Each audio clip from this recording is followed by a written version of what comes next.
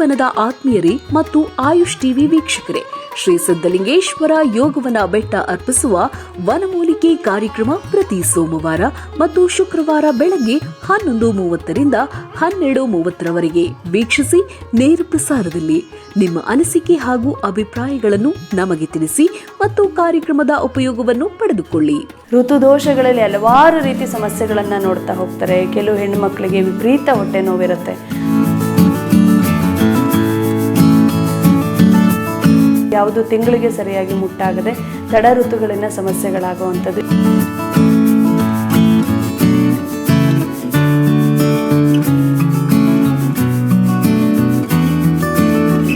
ಋತುದೋಷಗಳಿಗೆ ಉತ್ತಮವಾದ ಒಂದು ಮನೆಮದ್ದನ್ನು ನಾನು ತಿಳಿಸ್ತಾ ಇದ್ದೀನಿ. ನಮಸ್ಕಾರ ವೀಕ್ಷಕರೇ, ಅಡುಗೆ ಮನೆ ವೈದ್ಯ ಕಾರ್ಯಕ್ರಮಕ್ಕೆ ತಮಗೆಲ್ಲರಿಗೂ ಆತ್ಮೀಯವಾದಂಥ ಸ್ವಾಗತ. ಹೆಣ್ಣು ಮಕ್ಕಳ ಸಮಸ್ಯೆಗಳು ಅಂತ ಬಂದಾಗ ಸಾಕಷ್ಟು ತೊಂದರೆಗಳನ್ನು ಎದುರಿಸಬೇಕಾಗತ್ತೆ. ಅದರಲ್ಲೂ ಇತ್ತೀಚಿನ ಹೆಣ್ಮಕ್ಳು ಎರಡೆರಡು ವೃತ್ತಿಗಳನ್ನು ಎದುರಿಸಬೇಕು. ಅಂದರೆ ಮನೆಯಲ್ಲೂ ಕೆಲಸ ಮಾಡಬೇಕು, ಹೊರಗಡೆ ಹೋಗಿ ಹಣ ಸಂಪಾದನೆ ಮಾಡಬೇಕು. ಎರಡೆರಡು ಕೆಲಸಗಳಲ್ಲಿ ಒತ್ತಡದ ಬದುಕನ್ನು ಕಾಣ್ತಾ ಹೋಗ್ತಾರೆ. ಈ ಸಂದರ್ಭದಲ್ಲಿ ಬರುವಂಥ ಸಮಸ್ಯೆಗಳೇ ಋತುದೋಷಗಳು. ಋತುದೋಷಗಳಲ್ಲಿ ಹಲವಾರು ರೀತಿ ಸಮಸ್ಯೆಗಳನ್ನು ನೋಡ್ತಾ ಹೋಗ್ತಾರೆ. ಕೆಲವು ಹೆಣ್ಣುಮಕ್ಕಳಿಗೆ ವಿಪರೀತ ಹೊಟ್ಟೆ ನೋವಿರುತ್ತೆ. ಆ ಋತು ಸಂದರ್ಭದಲ್ಲಿ ಬರುವಂಥ ಹೊಟ್ಟೆ ನೋವನ್ನು ತಡ್ಕೊಳ್ಳೋದು ತುಂಬ ಕಷ್ಟ ಇರುತ್ತೆ. ತದನಂತರ ಅತಿಯಾದ ರಕ್ತಸ್ರಾವವನ್ನು ಇರುವಂಥದ್ದು, ಕೆಲವರಿಗೆ ಬಿಳಿಮುಟ್ಟಿನ ಸಮಸ್ಯೆಗಳಾಗುವಂಥದ್ದು, ಕೆಲವರಿಗೆ ಇರ್ರೆಗ್ಯುಲರ್ ಪೀರಿಯಡ್ಸು, ಯಾವುದು ತಿಂಗಳಿಗೆ ಸರಿಯಾಗಿ ಮುಟ್ಟಾಗದೆ ತಡ ಋತುಗಳಿನ ಸಮಸ್ಯೆಗಳಾಗುವಂಥದ್ದು. ಈ ರೀತಿ ಗರ್ಭಕೋಶದ ಯಾವುದೇ ಅನಾರೋಗ್ಯಕರ ಸಮಸ್ಯೆ ಇರ್ಬೋದು. ಉದಾಹರಣೆಗೆ ಬಲ್ಕಿ ಯೂಟ್ರಸ್ ಅಂತ ಹೇಳ್ತೀವಿ, ಗರ್ಭಕೋಶದ ಬಾವು ಅಥವಾ ಗರ್ಭಕೋಶ ಊತ ಬಂದಿದೆ ಅಂತೇಳಿ. ಇದರಿಂದ ಅಧಿಕವಾದ ರಕ್ತಸ್ರಾವ ಆಗ್ತಾ ಇರುತ್ತೆ. ಇದೆಲ್ಲದಕ್ಕೂ ಕಾರಣ ಗರ್ಭಕೋಶದಲ್ಲಿ ಒಂದು ತೊಂದರೆ ಆಗ್ತಿದೆ ಅಂತ ಹೇಳಿದ್ರೇ ದೇಹದ ಅಧಿಕವಾದ ಉಷ್ಣತೆ ಹೆಚ್ಚಾದಷ್ಟು ನಮ್ಮ ಅಂಗಾಂಗಗಳು ಕಷ್ಟವನ್ನು ಪಡಬೇಕಾಗತ್ತೆ. ಸೊ ಈ ಉಷ್ಣತೆಗೆ ಕಾರಣಗಳಂತ ಹೇಳಿದ್ರೆ ಹೆಣ್ಮಕ್ಳು ಸರಿಯಾಗಿ ನೀರು ಕುಡಿಯೋದಿಲ್ಲ ಮತ್ತು ಆಹಾರಗಳಲ್ಲಿ ಉತ್ತಮ ಆಹಾರಗಳನ್ನು ಬಳಸೋದಿಲ್ಲ, ಪೌಷ್ಟಿಕಾಂಶಗಳಿರೋದಿಲ್ಲ, ಹಾಲಿನ ಉತ್ಪನ್ನಗಳನ್ನು ಬಳಸೋಲ್ಲ, ತರಕಾರಿ ಹಣ್ಣುಗಳನ್ನು ಸೇವನೆ ಮಾಡೋದಿಲ್ಲ, ಅಧಿಕವಾದ ಉಷ್ಣತೆ ಮತ್ತು ಒತ್ತಡದ ಜೀವನದಲ್ಲಿ ವ್ಯಾಯಾಮಗಳನ್ನು ಮರ್ತಿರ್ತಾರೆ. ಇದೆಲ್ಲ ಕಾರಣಗಳಿಂದ ಹೆಣ್ಣು ಮಕ್ಕಳಿಗೆ ಋತುದೋಷಗಳು ಹೆಚ್ಚಿಗೆ ಕಾಡುತ್ತೆ. ಅಂಥ ಒಂದು ಋತುದೋಷಗಳಿಗೆ ಉತ್ತಮವಾದ ಒಂದು ಮನೆಮದ್ದನ್ನು ನಾನು ತಿಳಿಸ್ತಾ ಇದ್ದೀನಿ. ಈ ಮನೆಮದ್ದನ್ನು ತಿಂಗಳಲ್ಲಿ 15 ದಿನಗಳ ಕಾಲ ನೀವು ಮಾಡಬೇಕು, ಮತ್ತೆ 15 ದಿನ ನಿಲ್ಲಿಸಬೇಕಾಗತ್ತೆ. ಸೊ ಅದು ಯಾವ ಮನೆಮದ್ದು ಅನ್ನೋದನ್ನು ನಾವು ನೋಡೋಣ. ಇದನ್ನು ತಾವೆಲ್ಲರೂ ನೋಡಿದ್ದೀರಾ, ಅಲೋವಿರಾ ಅಂತ ಹೇಳ್ತೀವಿ ಅಥವಾ ಲೋಳೆ ಸರ. ಇದಕ್ಕೆ ಕುಮಾರಿ ಅಂತಲೇ ಹೆಸರಿದೆ. ಕುಮಾರಿ ಅಂದರೆ ಹೆಣ್ಣು ಮಗಳು.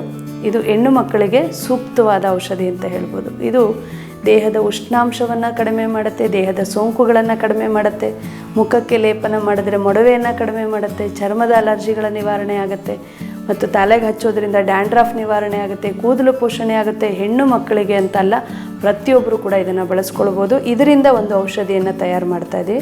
ಸೊ ಇದರಲ್ಲಿ ನಾನು ಈ ಒಂದು ಅಲೋವಿರಾದ ಮೇಲ್ಭಾಗದ ಸಿಪ್ಪೆಯನ್ನೆಲ್ಲ ತೆಗೆದು ಒಳಭಾಗದ ಈ ತಿರುಳು ಏನಿದೆ ಅದನ್ನು ಮಾತ್ರ ನಾನು ತೊಗೊಂಡಿದ್ದೀನಿ. ಸಿಪ್ಪೆಯನ್ನು ತೆಗೆದಿದ್ದೀನಿ ನೋಡಿ. ತೆಗೆದ್ರೆ ಈ ರೀತಿಯಾಗಿ ಬರುತ್ತೆ. ಇದು ನೋಡಲಿಕ್ಕೆ ಜೆಲ್ ಥರ ಕಾಣಿಸುತ್ತೆ. ಹೀಗೆ ಇರುತ್ತೆ. ಸಿಪ್ಪೆಯನ್ನೆಲ್ಲ ತೆಗೆದು ಅದನ್ನು ಬೇರ್ಪಡಿಸಿ ಇಟ್ಟಿದ್ದೀನಿ. ಇದ್ರ ಜೊತೆಯಲ್ಲಿ ಕಲ್ಲು ಸಕ್ಕರೆ ಬೇಕಾಗುತ್ತೆ. ಕಲ್ಲು ಸಕ್ಕರೆ ಕೂಡ ತಂಪಾಗುವಂಥದ್ದು ದೇಹಕ್ಕೆ. ಕಲ್ಲು ಸಕ್ಕರೆ ನಾನು ಮೊಸರನ್ನು ತೆಗೆದುಕೊಂಡಿದ್ದೀನಿ. ನೀವು ಮೊಸರನ್ನೇ ತೊಗೊಳ್ಬೇಕು ಅಂತ ಏನಿಲ್ಲ. ಹಾಲು ಇಷ್ಟ ಆದವರು ಹಾಲು ತೊಗೊಳ್ಬೋದು. ಈ ಜಾಗದಲ್ಲಿ ಮೊಸರಿಗೆ ಬದಲು ಮಜ್ಜಿಗೆಯನ್ನು ಕೂಡ ಬಳಸ್ಬೋದು.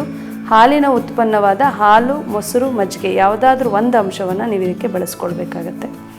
ಸೊ ಇದು ಒಂದು ಔಷಧಿ ಆದರೆ, ಅದೇ ರೀತಿ ಈ ಔಷಧಿಯನ್ನು ಸೇವಿಸಿದ ನಂತರ ಒಂದು ದೇಹ ತಂಪು ಮಾಡೋ ಪಾನೀಯವನ್ನು ಕೂಡ ನೀವು ಕುಡಿಬೇಕಾಗತ್ತೆ. ಇದೆಲ್ಲವನ್ನು ನಾವು ಖಾಲಿ ಹೊಟ್ಟೆಯಲ್ಲೇ ಕುಡಿಬೇಕಾಗತ್ತೆ. ಆ ಪಾನೀಯ ಅಂತ ಹೇಳಿದ್ರೆ ಎಳನೀರು. ಎಳನೀರು ದೇಹದ ಸಂಪೂರ್ಣ ಆರೋಗ್ಯವನ್ನು ಕಾಪಾಡ್ತಕ್ಕಂಥ ಒಂದು ಅಂಶ. ಪ್ರತಿನಿತ್ಯ ಈ ಔಷಧಿಯೊಂದಿಗೆ ಎಳನೀರನ್ನು ಕೂಡ ತಾವು ಸೇವನೆ ಮಾಡಬೇಕಾಗತ್ತೆ. ಯಾವ ರೀತಿ ಅನ್ನೋದನ್ನು ಮಾಡೋ ವಿಧಾನವನ್ನು ನಾನು ತೋರಿಸ್ತೀನಿ. ಈಗ ನಾನು ತೊಗೊಂಡಿರೋವಂಥ ಅಲೋವಿರಾವನ್ನು ಮಿಕ್ಸಿಗೆ ಹಾಕ್ಕೊಳ್ತಾ ಇದ್ದೀನಿ. ಒಂದು 3 ಇಂಚಷ್ಟು, ಒಬ್ಬರಿಗೆ ಅಂತ ಹೇಳಿದ್ರೆ ಒಂದು 3 ಇಂಚಷ್ಟು ಉದ್ದದ ಅಲೋವಿರಾವನ್ನು ತಗೊಳ್ಳಿ. ಇಷ್ಟು ಅಲೋವಿರಾ ಒಂದು 3 ಇಂಚ್ ಅಂದರೆ ಇಷ್ಟು ಬರುತ್ತೆ. ಇಷ್ಟು ತೊಗೊಂಡಿದ್ದೀನಿ. ನಾನು ಕಲ್ಲು ಸಕ್ಕರೆಯನ್ನು ಹೀಗೆ ಹಾಕಿದ್ರೆ ಮಿಕ್ಸಿಗೆ ಮಿಕ್ಸಿ ಹಾಳಾಗ್ತದೆ. ಹಾಗಾಗಿ ಪೌಡ್ರ್ ಮಾಡಿ ಎತ್ಕೊಂಡಿದ್ದೀನಿ. ಇದಕ್ಕೆ 1 ಚಮಚಷ್ಟು ಕಲ್ಲು ಸಕ್ಕರೆಯನ್ನು ಸೇರಿಸಿ, ಟೇಸ್ಟ್ ಚೆನ್ನಾಗಿ ಬೇಕಂದರೆ ಇನ್ನೂ ಸ್ವಲ್ಪ ಸೇರಿಸ್ಬೋದು. ಕಲ್ಲು ಸಕ್ಕರೆ ಆಗಿರೋದ್ರಿಂದ ಏನು ತೊಂದರೆ ಇಲ್ಲ.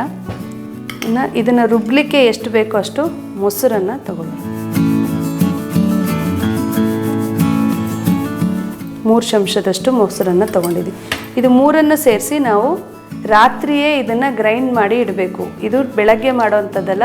ರಾತ್ರಿ ಮಲಗೋಕ್ಕಿಂತ ಮುಂಚಿತವಾಗಿ ಅಲೋವೆರಾ, ಕಲ್ಸಕ್ಕರೆ, ಮೊಸರು ಅಥವಾ ಹಾಲು ಅಥವಾ ಮಜ್ಜಿಗೆ ಯಾವುದಾದ್ರು ಒಂದು ಅಂಶವನ್ನು ಹಾಕಿ ಗ್ರೈಂಡ್ ಮಾಡಿ ರಾತ್ರಿಯೇ ನೀವು ಒಂದು ಬೌಲಲ್ಲಿ ಹಾಕಿ ಇಟ್ಬಿಡ್ಬೇಕು.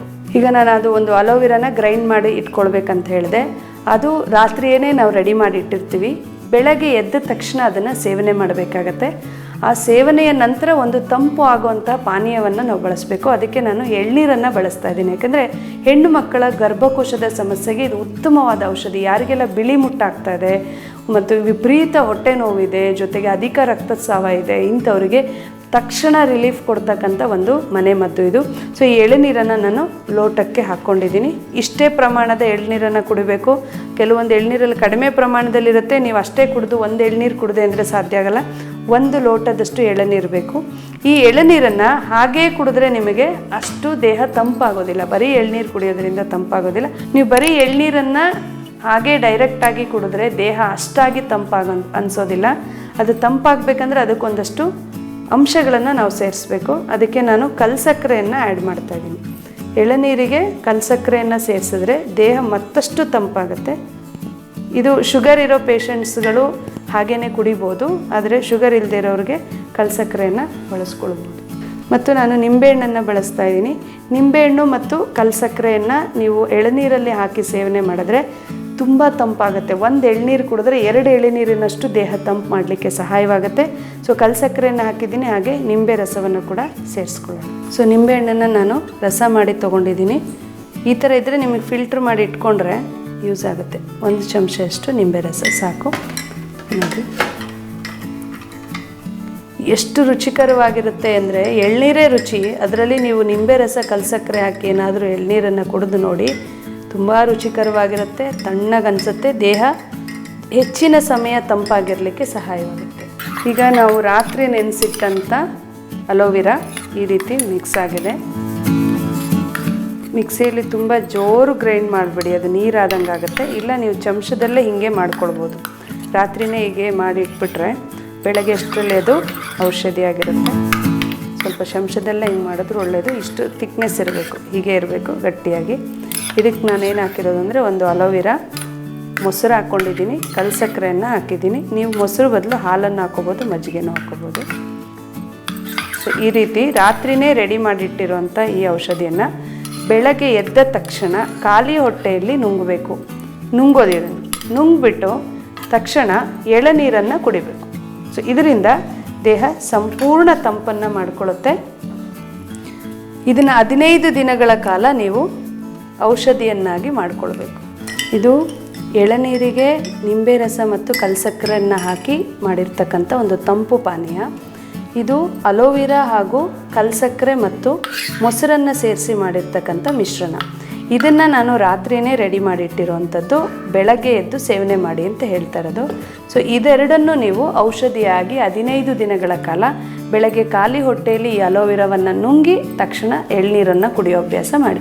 15 ದಿನ ಮಾಡಿ ನೋಡಿ, ನಿಮ್ಮ ಯಾವುದೇ ಗರ್ಭಕೋಶದ ಸಮಸ್ಯೆಗಳಿದ್ರೂ ಕೂಡ ನಿವಾರಣೆ ಆಗುತ್ತೆ. 15 ದಿನ ನಿಲ್ಲಿಸಿ ಮತ್ತೆ ಮುಂದಿನ ತಿಂಗಳು 15 ದಿನ ಇದನ್ನು ಮಾಡಿ. ಪ್ರತಿ ತಿಂಗಳ 15 ದಿನಗಳ ಕಾಲ ಇದನ್ನು ಮಾಡ್ತಾ ಬಂದರೆ ನಿಮ್ಮ ಮುಟ್ಟಿನ ದೋಷಗಳನ್ನು ನಿವಾರಣೆ ಮಾಡ್ಕೊಳ್ತೀರ. ಜೊತೆಗೆ ನೀವು ಮಾಡ್ತಿರ್ತಕ್ಕಂಥ ತಪ್ಪುಗಳನ್ನು ಕೂಡ ನಿಲ್ಲಿಸಬೇಕು. ತಪ್ಪು ಮಾಡ್ತಾ ಔಷಧಿ ಮಾಡ್ತಾ ಹೋದರೆ ಯಾವುದೇ ಪ್ರಯೋಜನ ಇರೋದಿಲ್ಲ. ದೇಹಕ್ಕೆ ನಿಮ್ಮಿಂದ ತೊಂದರೆ ಆಗ್ತಿರುತ್ತೆ. ಹಾಗಾಗಿ ನೀವು ಕೊಡೋ ತೊಂದರೆಯನ್ನು ನಿಲ್ಲಿಸಿ ಈ ಔಷಧಿಯನ್ನು ಮಾಡಿ ನೋಡಿ, ಉತ್ತಮ ಫಲಿತಾಂಶ ನಿಮ್ಮದಾಗುತ್ತೆ.